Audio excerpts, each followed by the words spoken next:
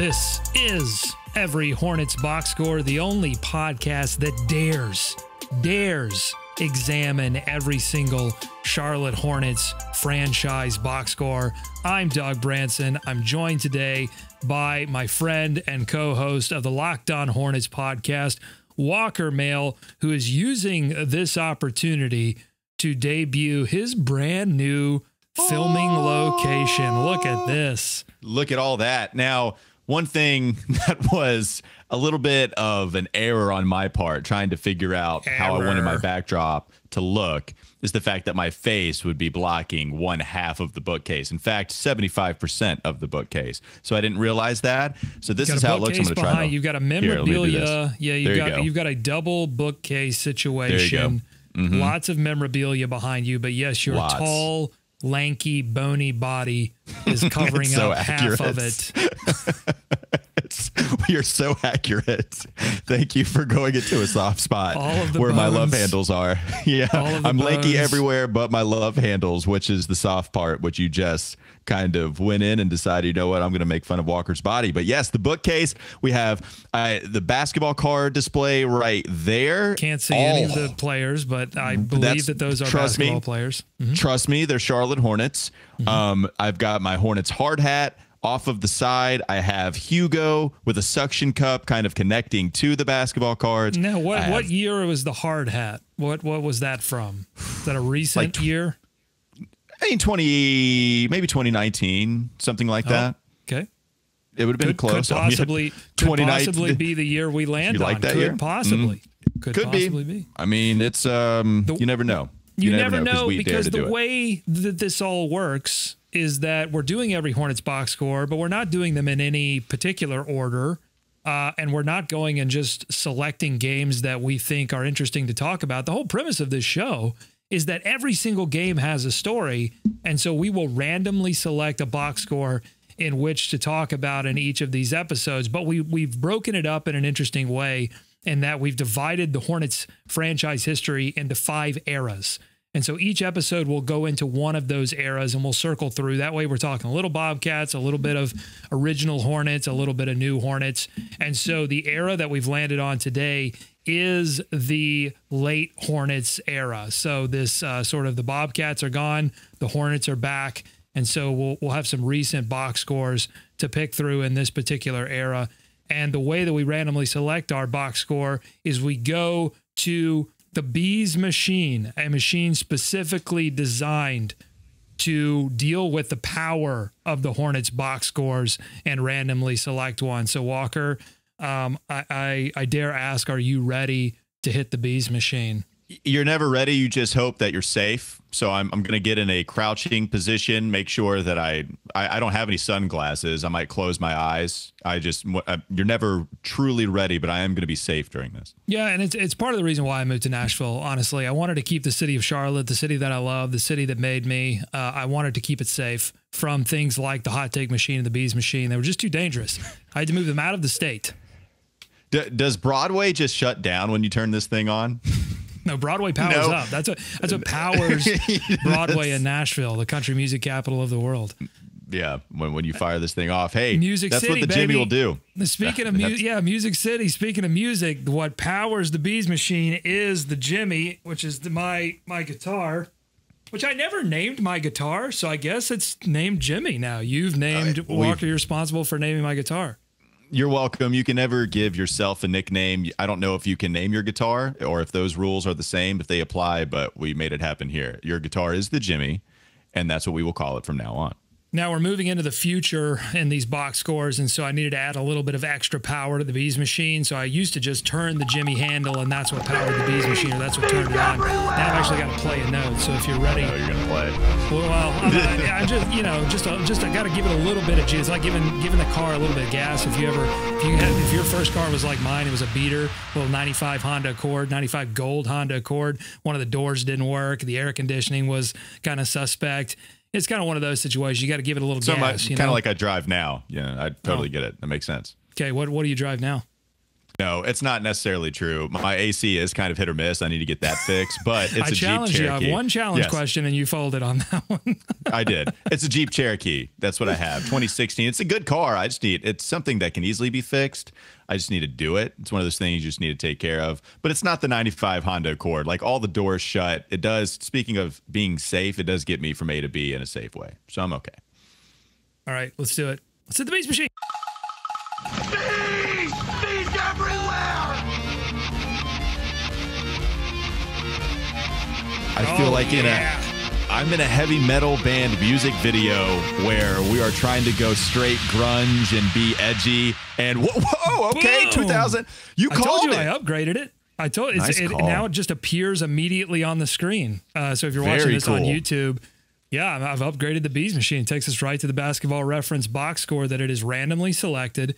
And it has put us in April 3rd in 2019, April 3rd, Charlotte Hornets at New Orleans Pelicans. So we're late into the 2018-19 season. Let's see, final score. Charlotte Hornets 115 over the New Orleans Pelicans 109. So they win this game in New Orleans in the Smoothie King Center. One of my favorite names for a center or arena, Smoothie King. Love it. But so we're in 2018-19, Walker. That means that we are in a very weird season, right? I mean, it's the season. And approaching the end of that very weird season, not even in the middle, if you want. Yeah, we're at the very end. We have big time decisions coming up. And you're in the middle of a playoff race in 2019 where you're on the outside looking in, but there's still a realistic possibility in James Borrego's debut. A lot of stuff going on around this time. Yeah, James Borrego's first year, right? And so, but they still have a roster that has a lot of holdovers. You know, you've got Kemba Walker in the final year of his deal. You've got MKG still. You've got Nick Batum still. You've got a lot of familiar faces. And if we kind of scroll down here into the box score, you can see starting lineup for this game: Kemba Walker, Miles Bridges, Dwayne Bacon, Bismack Biyombo, Michael Kidd-Gilchrist. Your reserves for this game who played are Jeremy Lamb, Frank Kaminsky, Malik Monk, Devontae Graham, and Billy Hernan-Gomez. So you've got a lot of holdovers from that previous era. So that's why I say it's weird, because James Borrego has enough tools to win basketball games, but you're also trying to get young players in and move towards the future. But, you know, they win this game on the back of Kemba Walker's 32 points. Yeah, well, to no surprise of anybody here that's a Hornets fan, it's Kemba Walker who ends up winning this game. You see his 32 points, his 7 assists, getting to the foul line 13 times and hitting 12 of them. Well, and 13 taking attempts. 13 attempts, yeah, hitting 12. You know, well, no, don't apologize, because it's something I do a lot, and I feel like when I listen to basketball podcasts, it is one of the most common mistakes that we make when talking about a box score. Is we look at the 13 attempts and we say 13 trips to the line.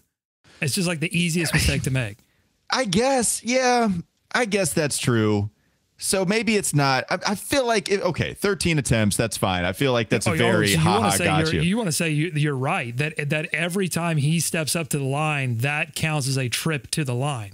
Yeah, how long does your trip have to be? If you do the take a step back and then take a step forward, right back to the line, does that count as a trip? Well, so Russell Westbrook definitely took some trips, right? He was didn't they make the rule because he would go all the way back to the mid-court line and then come back, and they were like, all right, refresh. You can't do that anymore. Yeah, he would. I think honestly, Giannis takes so much time at the line to where you could count that as another trip. If you just refresh that time, you could go to the moon and back and be there bbefore Giannis took a free throw shot. Yes, you could eat a mushroom. If a player did eat a mushroom before each free throw, that would be a trip to the free throw line every time. It would. That's true. Yeah, it'd be wild for them.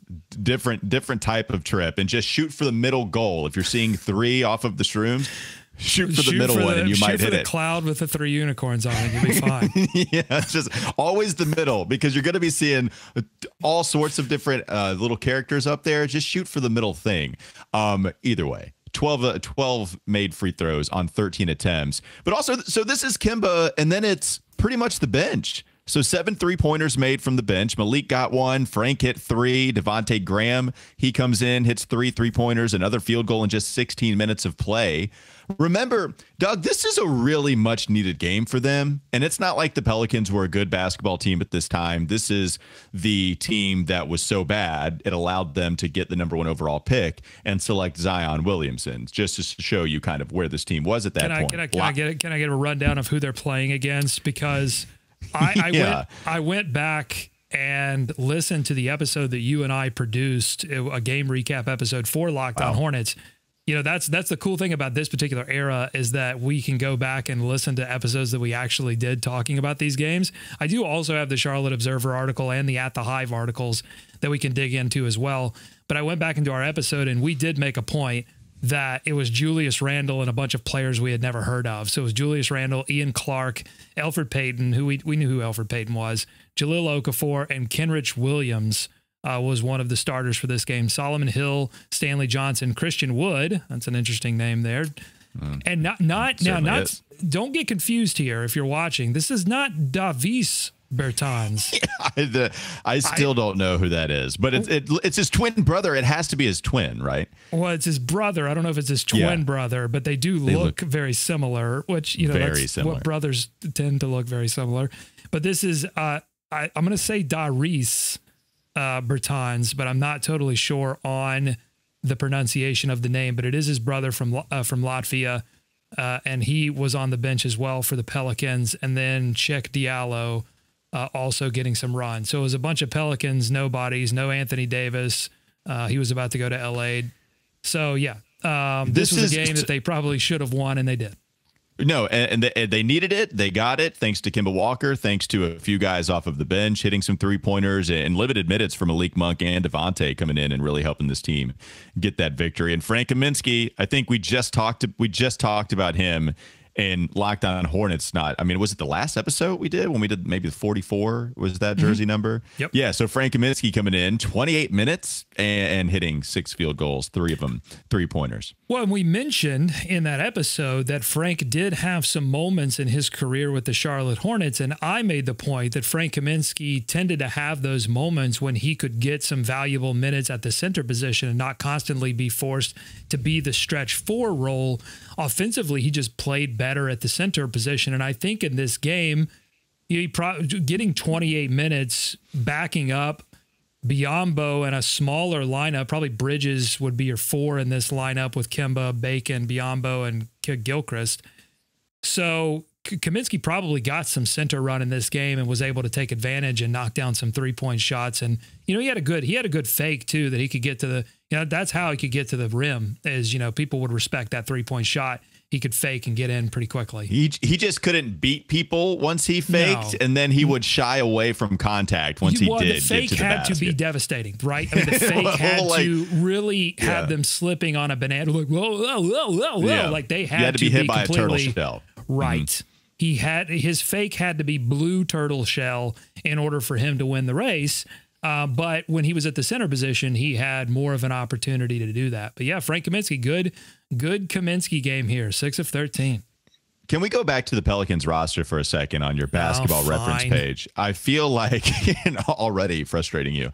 I feel like this is the roster that is made up of disappointing late lottery picks, or even just lottery picks in general, because you have Elfrid Payton, I believe was a lottery pick for the Magic once upon a time. We all remember him for the crazy hair, but Elfrid Payton, a nice 1 of 8 in this game, not necessarily a great offensive player, was Elfrid Payton. But then Jahlil Okafor, lottery pick, didn't pan out as much as certainly we thought at the time. No. Solomon Hill, Stanley Johnson, a couple of other guys. Solomon Hill. I have a basketball crush on Solomon Hill. I always wanted to, like, for like 5 consecutive off seasons, I was begging the Hornets to sign Solomon Hill. Why? I did not know that. Were you doing that off of the air?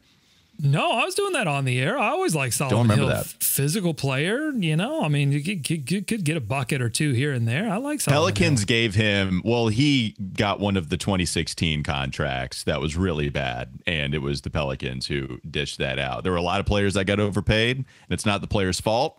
as you know. I would say that about Nick Batum, who's also on the box score, but with a nice DNP. DNP. Yeah. Well, we can talk about that. We can talk about the reason that Nick Batum got this DNP and the surprise that Michael Kidd-Gilchrist got 20 minutes in this game, because as we said, this was a weird season, right? They're moving away from the old era. So Nick Batum's getting a lot of DNPs by the late portion of this season. MKG got a lot of DNPs as well. They were officially moving on from Michael Kidd-Gilchrist. And I was listening back to that episode, Walker, and that surprised both of us because we thought the Hornets were going to run, and we thought that meant that MKG was going to get a lot better looks, I guess, because he's a transition player. Like he can, that's what he did at Kentucky.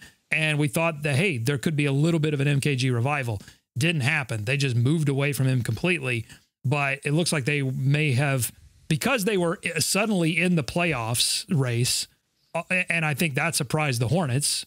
And they started to get a little bit more serious. Not serious enough to play Nick Batum, but they were playing Michael Kidd-Gilchrist a little bit more towards the end of the season. He was 2 of 7 of this game in this game, 5 points, 5 rebounds, 1 of 2 from 3. So he knocked down a 3-pointer. Well, Doug, this second half, well, yeah, that I have a little bit of the defending of MKG shooting numbers. Like that year, I believe he shot 34%. And no, it was not a large sample size. But also MKG is viewed as this Ben Simmons type player. And that's not true. I mean, he was nowhere near a good shooter. He doesn't even touch the neighborhood of good or average. He is a bad shooter. But he could hit enough to where you just say, hey, at least he's taking them, where that was the argument that's been the argument for Ben Simmons. He just refuses to take them. MKG shot 34% on a very small sample size one year. I think it was like 0.7 attempts. I think this was the season, if I'm not mistaken. But that's okay. 0.7 attempts, shoot it every once in a while. You hit 34%. Just roll with it. So 34, yeah, that would have been 2018, 2019. Overall field goal percentage, solid enough. We know how good he was defensively. That I'll always defend MKG a little bit because we all want to remember the elbow, like so in. It's such a bad form, the photo that circulates on social media, no doubt about it. But he was hitting at an okay clip that year. So yeah, like it's something that I think should have called for him to play more than the 18 minutes a game that he played that year compared to the 25 that he played previously. And not his final year in Charlotte. He would play in the next season for 12 games before moving on to Dallas, but he played in 64 games in the 2018-19 campaign, started 3. And as you said, yeah, I mean, the 3-point percentage wasn't that bad, but he just didn't take a ton. 2 things real quickly. MKG, I remember having MKG at the podium going into the following season, not this one, but the next season, where I think it was Rick Bonnell, front row, asking MKG, has your role been communicated to you? And or something to that. It's not verbatim, but something to that effect. And MKG said no comment. It was clear that this was going to be not 2018, 2019, right? Because we saw the minutes diminish. We knew it was coming, right. But MKG all but confirmed it going into the next season when he said no comment. It was clear he and James Borrego weren't on the same page. He only played 12 games, you just saw, and then he goes to Dallas, doesn't play much there either, and now he's out of the league. Well, you know, endings are hard. Transitions are hard. Franchise transitions are hard, and they're going to have victims. And you know, Nick Batum getting the DNPs, he would have to move on and find his way again. MKG, yeah, unfortunately. I just did see a news article where he is doing some great stuff out in the community. I mean, he's you know, trying to do some stuff after basketball. Dude. Yeah, I mean, he's a solid dude. And, you know, unfortunately, yeah, the NBA dream probably didn't work out as he planned it to. But yeah, I mean, the ending was hard with Kemba Walker too. It's a great what if game to play, Walker. What if the Hornets did mess around and make the playoffs? Because this win comes at the end of the season, and their season comes down to a game that the Knicks played, I believe, against Orlando, that had the Knicks won, it would have found the Charlotte Hornets in the playoffs, but they didn't win. I think maybe the Hornets played Orlando in their last game of the season. Yeah. And I think Orlando beat Charlotte, or maybe I'm not sure, but you're right. It did come down to the Knicks, and ultimately Orlando would end up reaching that 8th spot anyway. So one thing I do want to capture too over the second half of the season, I think it's important to what you said, Doug, moving on from some of the former Bobcats, some of the more established guys. If you go to the schedule, I don't know if you can, going to the schedule, especially in the second half of the season. I can. That's what makes you the best in the biz. There is a point where James Borrego decides to go completely to the young players and go in player development mode. And they were done. James Borrego could not have had 100% confidence that they were going to be in playoff contention, not make the playoffs. That's not what I'm talking about, but just be in playoff contention. And then there was a point where they shifted all the way to youth. Dwayne Bacon, Devontae Graham, those guys end up winning games. Malik Monk, Devontae, Dwayne Bacon, Miles Bridges. They end up winning more games than you would expect. And I think that's the game you just clicked on, right? They win 4 in a row. They have that game against the Lakers where they lose. I think it was tightly contested, but they were done, Doug. And the young guys got them back into playoff contention to where there was a possibility the last night of the regular season, and they ended up falling short. But that's what was crazy about this. 4 wins in a row. They're going all young. They lose 3 after that, but they're still solidly in. They win another 4 in a row. But this game against New Orleans, this game against New Orleans that we're talking about now was the beginning of another 4-game winning streak, because essentially going into that New Orleans game, the only chance that they had to make the playoffs, they had to get some help and win out. Yeah. And they win 4 in a row. And then, final game, which I'm, sure will randomly select at some point. They play Orlando, which I can't imagine. I mean, I'm going to cheat and go ahead and click on this. Don't click on it. Oh, we've ruined the episode in 2032. We've ruined it. We've teased it. But here's Orlando. Think about this. Orlando Magic. It's the year after Clifford gets removed from Charlotte. He lands in Orlando. So poetic. Talk about poetic. Yeah. Steve Clifford ends the Hornets' magical run that could have ended up in the playoffs. But Walker, talk to me about this. What if they win? Okay, because they lose, they end up. Kemba Walker makes All-NBA, and he does so primarily because he led this. It was Kemba and the Avengers. It was Kemba and all these baby bees, but he put the team on his back. I've got this interesting stat for you, Walker. So Kemba Walker had 20 games. He scored 32 points in this game that we're talking about now. He had 20 games in this season, 2018-19, where he scored 32 or more points. How many games did a Hornets player combined this past season that we're recording? We're recording this in 2022. So in the 21-22 campaign, how many games did a Hornets player score 32 or more points? I actually would have guessed a lot. You said it was 20 for Kemba Walker this 20 season. 20 for Kemba. Okay. So I think LaMelo had a couple. I know Kelly Oubre exploded maybe a couple of times. Gordon got a 40-pointer. I don't know. Give me 16. The answer is 20.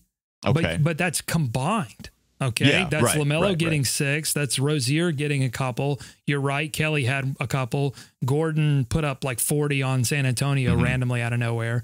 And in a game they probably could have won without 40 points from Gordon Hayward. He throws 40 on him. And so combined, you had LaMelo, Miles, Terry, Gordon, and Kelly. 5 players put up 30-point games.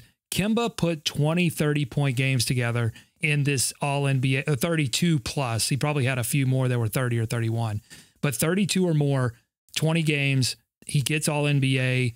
They don't want to pay him the All-NBA Supermax. They let him go. So what if they make the playoffs? Do you think the Hornets then go, we got to give him the money? I wonder, because I think hindsight helps me answer this a lot because we know how Mitch Kupchak operates.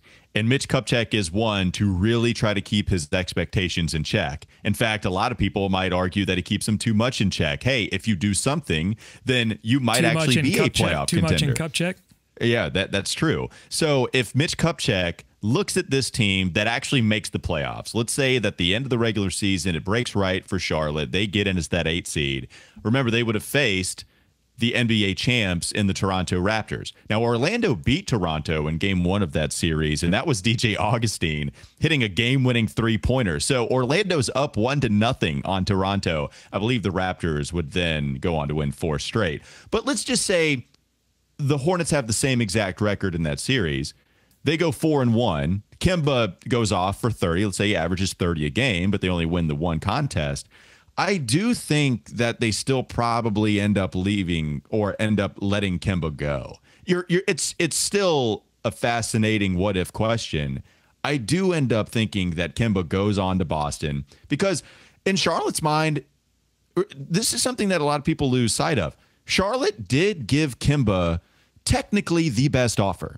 Kemba was going to make more money with the Charlotte Hornets than he would have with any other franchise. The reason he leaves is because he thought he was going to get a lot more still with Charlotte because they had that capability to offer so much more. And the rationale of I'm going to go play for close to a championship title contender. But in Charlotte's eyes, they're thinking, we're still giving you a lot of money. You are approaching the wrong age to where you're going to be in your twilight soon. It's not like the injury concerns were a complete shock with Kemba. It's a fascinating question, because you could see it go the opposite way. I do think they still would have done the same exact thing. I'm in agreement with you because I think they knew what people found out later. They knew about the injury history. And I think they didn't want to talk about it. And you don't want to say anything like that about a player going out the door. But I think that was a fear of investing that much money. But I think you would talk to some other people that I think are convinced that they would have done it. I don't think you and I are saying something that was absolutely correct. I think there were people that would say, no, if they went out and make the playoffs, they might ride with Kemba and try to make it work and release get rid of everyone else. They end up stretching Batum and Marvin moves on. MKG would move on in the next season. But let me say something happy about Kemba Walker. He won them this game. This game that they absolutely needed to stay in playoff contention after losing 3 straight. Okay, Kemba Walker, you see 32 points, right? But that's not the story of this game. Let me click on the old fourth quarter. Kemba Walker in the fourth quarter. You love the fourth quarter button? Oh, you love it. The good old fourth quarter button. I'm here to emphasize that button. 7 of 9 from the field. Only 3 3-point attempts, but he makes 2 of them. 6 free throw attempts, not trips to the line. 6 free throw attempts, 21 points, 1 assist. But he's scoring, baby. This was his time. That's all he was in here to do, was to get buckets and win this game for the Charlotte Hornets. That's why he gets my Herman Boone Award. Fourth quarter. Remember the Titans? One of my favorite movies. He gets the Herman Boone Award for fourth quarter explosion. 21 points for Kemba Walker. Yeah, you see, can you scroll down a little bit? Miles Bridges hits a field goal and Frank Kaminsky hits one. That's it. Kemba's got the rest of the 7 needed to win this game in the fourth. Lamb gets 3. Lamb gets to the line. Man, they got to the line a lot in this fourth quarter. That's true. Field goal, in terms of field goals, you're right. Yeah, it's Walker and then a few others. So it's the bench that helps them keep pace throughout the game, and then it's closing time for Kemba, and he takes care of it. Cardiac Kemba shows up one of the last times in a Charlotte Hornets uniform before he moves on to Boston. Shout out J.P. McCura. Talked about him in the jersey Who Wore It Best. We got episodes. A YouTube comment that gave J.P. McCura some love. So didn't expect that, but that's cool.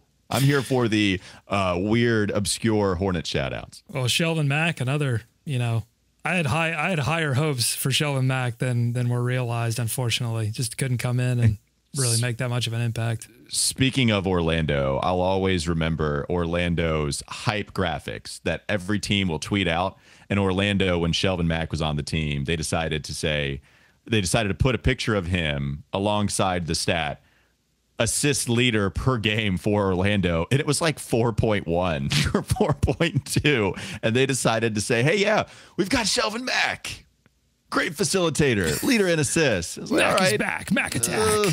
Is this what we're supposed to be excited for in Orlando? Yeah, and Shelvin. Orlando, we can't make fun of that. I mean, Orlando and Charlotte, we're a little bit. Oh, I know. We're a little bit brethren in how much we've had to suffer. Although Orlando, it is the Spider-Man meme. Orlando did get those glorious Dwight Howard years. We got one Dwight Howard year. Not so glorious. Yeah. Not as glorious, but he had moments. I mean, I know people want to really just rip that whole era apart. I'm a realist. I understand it wasn't the answer. He also had some pretty magnificent games. I mean, it was fun to watch when he would break out the vintage Dwight. I mean, he got them a win over Golden State that they had no business winning. Anyway, it's a completely different season. You just got me on a tangent. We'll get there. Going to the newspaper here, Brett Martell from the AP has the write-up and mentions Devontae Graham. Now, Graham was a 2018 second-round draft choice, and he puts in, let me get the final number for him in this one. He put in 13 points on 4 of 8 shooting, 3 of 6 from 3. This, to me, was a game of hints. We were getting hints about what Devontae Graham would be in the following season. We probably got some hints about, some other players as well. Like Dwayne Bacon was a -10 in this game somehow.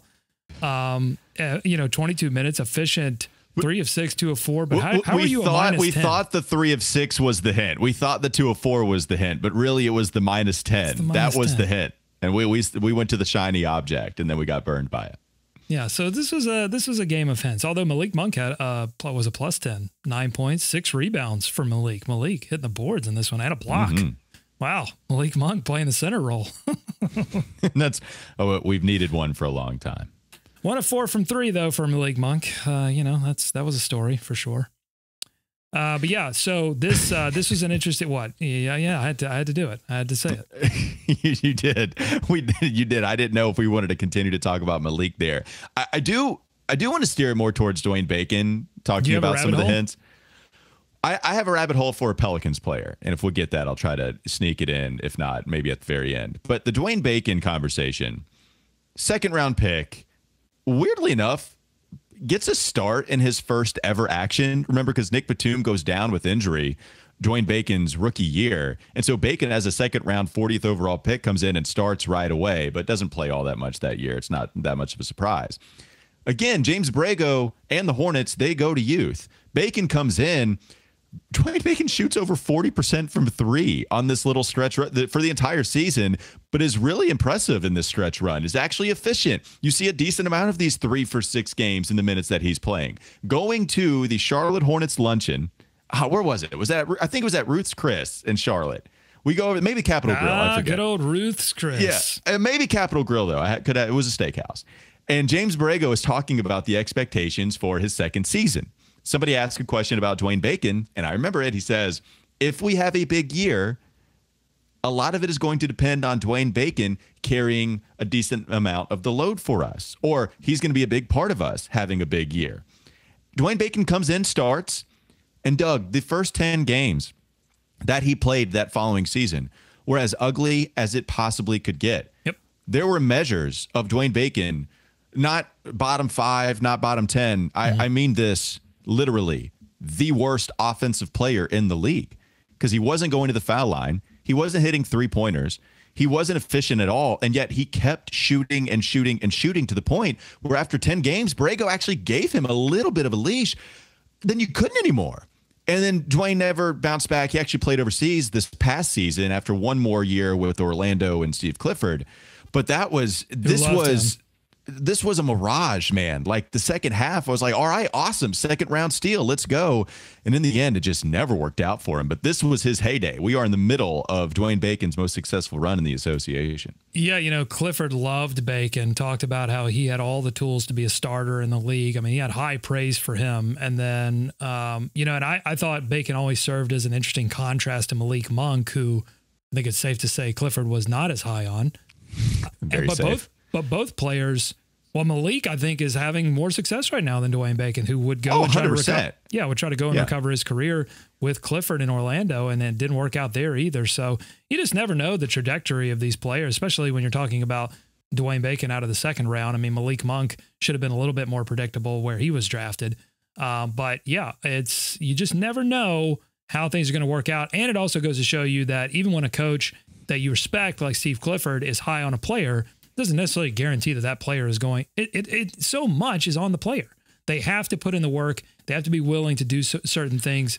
And there are things that are outside of their control, injuries and different players, it's what we're dealing with Book Night right now. Both injuries and rotational realities are really going to hamper Book Night's ability unless he gets a couple of breaks and stays prepared. Well, it's a problem for Bacon, too, because it ended in a way for him, or it was going south in a way that you felt bad for him, because I do feel like maybe he wasn't doing what the coach asked him as far as not shooting as much. I don't know. Like, I have zero insight on what was taking place there.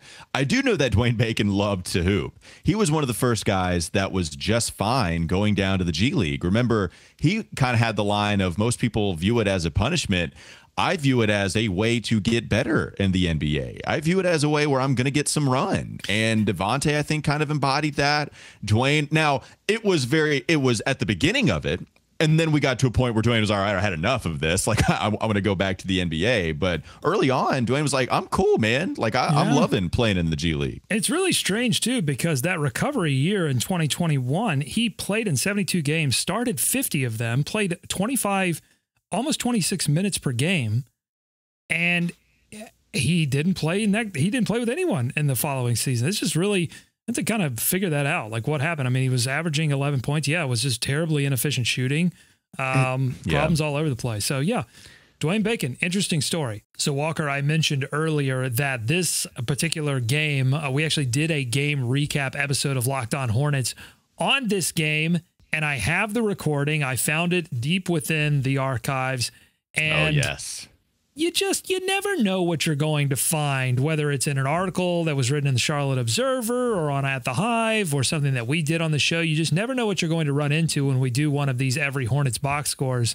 And I happened upon a certified gem, one of the most famous lounges that we ever did on Locked On Hornets. For those unfamiliar, uninitiated Locked On Hornets listeners, the lounge was something that we still occasionally do, but used to do a lot more consistently, would be our pre-show routine. We would hit record, we'd get ready for the show, and we'd air a little bit of that prior to each episode. And so I have that lounge, and I'd like to play it for you right now if you would like that.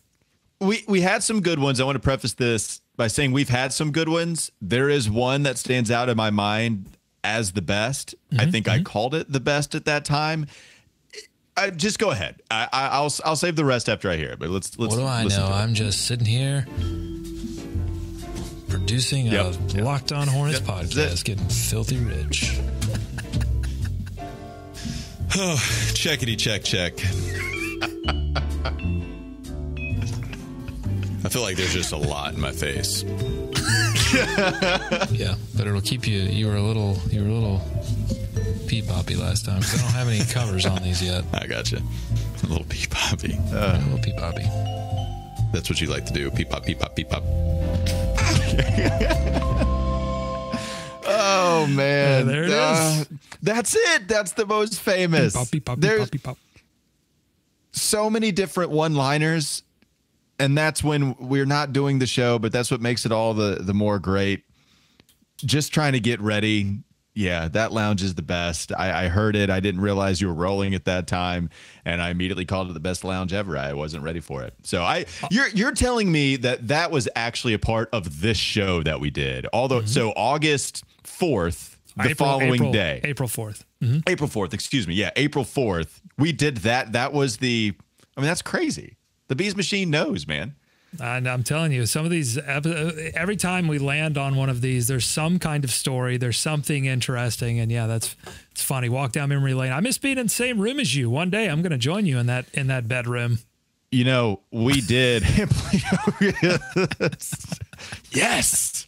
I've been waiting for so long. You used to be in my bedroom all the time, and then you moved to Nashville, and now you're never in my bedroom. I really miss that, Doug. I really miss you being in my bedroom. But you're right, it does make for a lot better show. Because, we've learned to gravitate and adapt to doing this when you're in Nashville over the internet. We've had to have connection issues where I might be pixelated sometimes, but I'm not when you're looking at me face to face. I promise I'm not a part of the Matrix. This is reality when we're in the same room, and it helps. But we've adapted, and I think that makes us stronger, though, the fact that we've been able to figure out different ways to do the show. Well, and the Hornets adapted in 2019. Segue, they adapted by really just giving the ball to Kemba Walker and telling him to go score 1,000 points every single game. And he, to his credit, he said, "Okay, I will do that. I will score 1,000 points every game 40 on wins. my own." Get to the line. I mean, he got to the line. What would I say? 13 attempts in this game, and that was such a key part of his All NBA journey. And it kind of makes me think about the Hornets at present. Again, I understand people will go back and listen to these someday and may not understand that we are talking about the 2021-22 season that we just got finished with. We're in the off season heading into this third season for LaMelo Ball. But, looking at these numbers and how much Kemba was able to get to the line makes me think a lot about LaMelo Ball and the growth that he's going to have to make. And he's on a trajectory where he's doing it much sooner than Kemba Walker did. But I think there's some similar things going on where he's shooting the lights out, good natural scorer. But there are some things in his game that have to improve. And one of those things is getting to the line, just like Kemba in this era. Well, the thing is, LaMelo, not only does he clearly have the superstar potential that Kemba, he probably topped out, right? I mean, he got to be an all-star here 4 times in a row. That's impressive. Third-team All-NBA, I think. Yeah, that was topped out for Kemba Walker, for sure. Yeah, there's not much more ceiling to reach there for Kemba. LaMelo, at the end of his career, we should be talking about him as a multiple-time All-NBA guy. First-team All-NBA. That kind of possibility for LaMelo. But he's starting off so much better immediately, where Kemba, it took a long time for him to be a good three-point shooter, not LaMelo. And it's still crazy to think that was one of the biggest knocks on him coming into the league, but he proved himself the second year more so. He did it his first year, and then, okay, is it just coming into the league and you caught fire for your first season? No, it's legit. And there are a couple of different levels that he shoots well. His second season, he proved that. Plus, he's also a better facilitator than Kemba Walker is. So automatically, 2 things that it takes to be a very good All-NBA level point guard. LaMelo has that at 20 years old, being able to shoot from the three-point line and being an awesome passer, which is a really nice foundation to start on. Well, what's interesting is something that you brought up in that episode of Locked On Hornets that I've been mentioning, which is by the time we get to this game in April and we see what Kemba did in the fourth quarter and we see what he did overall in the game, his ability to score. And you mentioned that whether, we didn't know if he was going to make All NBA or not, though we had some hints that he was on that trajectory. But you just mentioned that even though we don't know whether he's going to be All NBA, we are seeing All NBA performances on a night in, night out basis, and it has become normalized for Kemba Walker. Like, we got used to Kemba just stepping out on the floor every single night and doing something special. It was weird if he didn't do it. And that truly is, like, when you talk about what makes an All NBA player, obviously they have to get voted into that team. But I think if you just step back and say, how do I know if somebody's on that All NBA trajectory? I think that to me is the measurement. Is a player going out every night, and if they don't do well, you go, what the hell happened? And LaMelo's not there yet. And that'll be interesting if that happens next season or the season after that, where we go, wow, like every single night he's doing this incredible thing.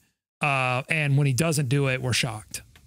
Yeah, and LaMelo, I think a couple of things have become normalized for him. The highlight pass, we're going to get one every game. And I think we talked about this, maybe it was last year, maybe it was at the beginning of this season, where we saw every single game there was going to be some highlight behind the back, awesome cross-court fireball from him, and it was going to circulate on social media. That became normalized. And I remember there were a couple of passes one game, and I remember making a note of it at the time. I forget what game it was, but those were not going to be talked about dishes. We were just going to discuss ho-hum. LaMelo had 7-8 assists, whatever it was. But there were a couple of awesome passes that on the LaMelo scale, probably just above average and pretty damn good passes.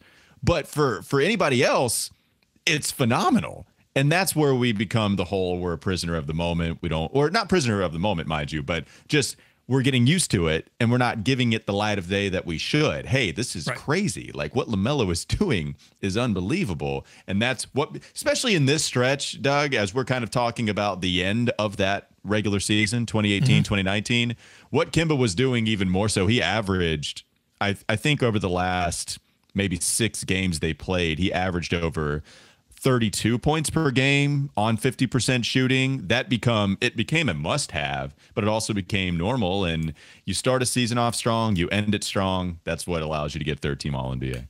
Well, while I look up that to confirm what you just said, while I look that up, you want to take us on a small rabbit hole with somebody from the New Orleans side. So, okay, yeah, I just pulled it up. So if I just look at the month of April where they played, nice month. Yeah, 6 games, okay? He averaged 34 points per game, 6 assists, 4.5 rebounds on 52% shooting, almost 53% if we're rounding up, and 41% from 3 on 8.5 attempts. Just absolutely elite numbers. And again, I want to remind you, the Hornets absolutely needed every single game. Yeah. And they almost did it. They almost did it had it not been for Orlando. And he put up 43 against Orlando in that loss. It wasn't even his fault on 16 of 25 shooting. Well, yeah, and so you look at some of the tough teams they beat to get there. It's why everybody was out on the Hornets. They beat Minnesota, which, okay, not that big of a deal. But then they beat Boston. They beat Toronto for the second time in the month of March, because the first victory they had in the month of March against Toronto was the Jeremy Lamb shot. I went back and looked at this most recent game in Toronto. Toronto 3 times between March and April. That's crazy. And Jeremy Lamb hit another. So they beat him once in March and then beat him in April. Yeah. Okay, sorry. So in April, yes, that's my fault. But they beat him the second time, the month of April, where they got that win against Toronto. That was another big Jeremy Lamb 3 that sealed the deal. If you go back and look at the play-by-play, that was not the 48-footer that Jeremy hit the first time. So they beat Boston, they beat Toronto, they beat San Antonio, who was still respected at that time. And then they have a pretty close game against the Lakers. They end up losing. They lose big to Golden State, Utah. So that 3-game stretch, that kind of killed them. But that was always going to be tough for them to beat some of those teams. And then they go 4 in a row. I look at that stretch. They didn't make the playoffs. It just there were victories there that should have never happened. So just interesting to go back to that time. All right, let's go down the rabbit hole. All right, so you brought up the Pelican side of things on this box score. I'm going to talk about a former Charlotte Hornet that we're looking at right now, if you're watching us on YouTube, and that would be Christian Wood. The Charlotte Hornets were the second team that he ever played for. But, Doug, this is actually an interesting time for Christian Wood. I call this Christian hits the hardwood. Okay, so this game... It's so bad. It's so bad, but yet so good. So this game happened in the middle of Christian Wood's coming out party. It is. It's so Wood. You missed it. You had it right there in front of you. Let me get to it. It's so bad, but it's so Wood. Like, you had it right in front of you, and instead you go, it's so bad, it's so good. All right. And so you continue to be bad. Go ahead, continue. Christian, so bad it's so Wood, played for Philadelphia first. He was waived twice. God, you're ruining this. He was waived twice, and then he signed a couple of 10 days before he signed the rest of the season contract with Philly, right? That would be it for the 76ers. Didn't spend much time there. Then he signs with Charlotte, has his moments, actually was called upon against the Clippers and played 23 minutes against a good team where Charlotte lost by 3. So had some moments, but that was it. Moves on. Doesn't see any action for a year before Milwaukee picks him up, but gets less run with the Bucks than any other franchise even preceding it, gets waived real late in the season. And this is where the Pelicans decide to pick him up, Doug. They needed front court depth due to the Anthony Davis situation. They had not granted AD's trade wish. Davis wasn't playing. He was too busy wearing the That's All Folks t-shirt. So they went to Christian Wood. And Holy Christian, for holies. Look at these numbers. Yes. Christian actually credits Anthony Davis a lot for his mentorship and helping the gym, by the way. But Pelicans... And for staying away. Yes. They pick him up for the final 8 games of the regular season, as you're looking at on reference right now. 17 points, 53% shooting, including a game-high 26. Doug, he had never scored more than 15 in a game before that. So in this game, Christian actually has one of his worst of the 8 games that he played during this stretch. So what happens to Christian? You would think they'd keep him in New Orleans. Not quite. In fact, David Griffin decides to waive him too after acquiring more front court players in the eventual AD trade, as well as drafting Zion and Jackson Hayes. So there's 2 more front court players. They decide we can't keep Christian Wood. Ends up being a mistake.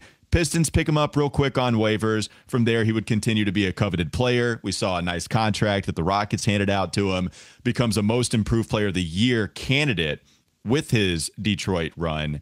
And the Charlotte Hornets almost tried to bring him back. But yeah, like we are watching a game here. We're looking back at a game that was right in the middle of an 8-game stretch that really allowed Christian to become the player that he was today. Saved his career. Today. I mean, you know, and not if we're looking at this particular box score, he got 20 minutes off the bench, 3 of 7 from the field, 4 free throw attempts, 8 points, 9 rebounds in 20 minutes. That's good. 3 assists.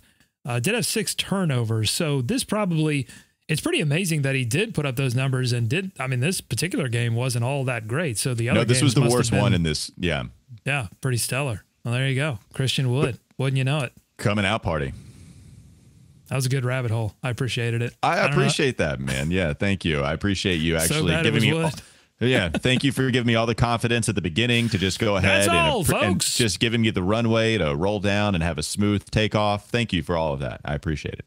Yeah, no problem. All right. It is that time, folks. It is time for the extremely classic. I always get the name wrong. I made the name and I get it wrong. What's it called? It's called the. What do I know? I'm just sitting here. Oh. Played the sound again. Extremely classic pro basketball player of the podcast. It's so bad. It's so wood. Okay, the extremely classic player of the podcast is, drum roll please, the 385th, thank you, 385th best player in the 1950s, according to AinsworthSports.com. Getting tired. It is Dick Bunt. Dick Bunt. I have Dick Bunt's Wikipedia page. Ah, man, that's a tough one to live through. That's your nickname. That one's tough. Seemed to do all right. Play a little pro ball. Let's get the screen share back up. Back. Do we have a picture of Dick Bunt? And is it okay to search on Google, or did you come across some bad things when you did that? No. Yeah. Okay. Don't Google the player that we put on the screen last time. I realized watching back, Zippy Morocco had an unfortunate ending to his life, and we had that on the screen probably far too long. So much good. I didn't even. Yeah. Sorry, Zippy. Well, considering this guy's. Let me tell you about Richard J. Bunt, otherwise known as Dick Bunt. He was an American basketball player who played in the National Basketball Association during the 1952-53 season, played collegiately for New York University, was selected by the New York Knicks in the 1952 NBA draft. Bunt played for the Knicks and Baltimore Bullets in the NBA for 26 games. After he finished his NBA career, he was a physical education teacher at William C. Bryan High School in Astoria, Queens, New York. Always loved the game of basketball. There you go. Oh, R.I.P. just last year. R.I.P. Wow. Dick Bunt. Yeah. Oh, man. 91. Long life, though. Dickie B. Yeah, we could probably find. I don't want to do it on screen. Just to you don't want to Google image search Dick Bunt on the screen. I mean, it sounds like playing baseball with your pants down. It can't be good on a Google search. Okay, I found old Dickie Bunt. This was his collegiate days playing for NYU. Here we go.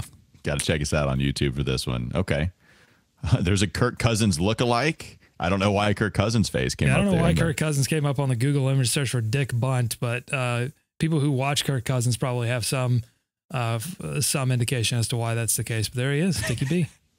NYU great. 385th best player of the 1950s. An extremely classic. I think I can play try to play the intro again.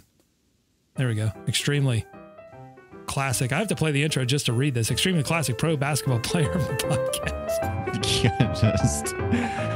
The names aren't long enough for anything. I'm glad that you gave us the abbreviation of the B.E.E.S Machine, because it would be a total Doug move to just go ahead and read every time what that stands for. So thank you for simplifying it. Well, thank you, Walker, for helping me do this show from your new location. I can't wait till it's featured on, this will be on Locked On Hornets, but until it's featured on an actual episode of Locked On Hornets. And I just want to give a shout out to all of the people who are supporting this show on our Substack, Every Hornets Basketball. Good. I'm glad I made one more mistake before this episode. We got to find all of them. Every single one of the basketballs, we're going after them. We dare to do that. Every Hornets podcast. Every Hornets boxscore.com. Reach deep. It's been a long day, Walker. I've been doing a lot of podcasting today. The Substack is called Every Hornets Box Score, and we look at every Hornets box score. And when the season gets back started, this actual future Hornets season that we have in front of us, the 2022-23 season, I'm going to be doing a game notes on every Hornets box score. So make sure to check that out. You can sign up for free. You can support the show. It's all good. Thank you, Walker. I appreciate it. And we will be back next week with more box scores. We're going back to the early Hornets run, and I hope we get a good one. And I hope we get some guests. I have a feeling. we're going to have a guest on the next episode. Just saying. I don't know. I don't know for sure. Obviously, I don't know, but I have a good feeling that we might be talking to someone who once suited up in a Charlotte Hornets uniform. I don't want to jinx it, but I think we're going to talk to someone. What a tease. Stay tuned. I'm excited.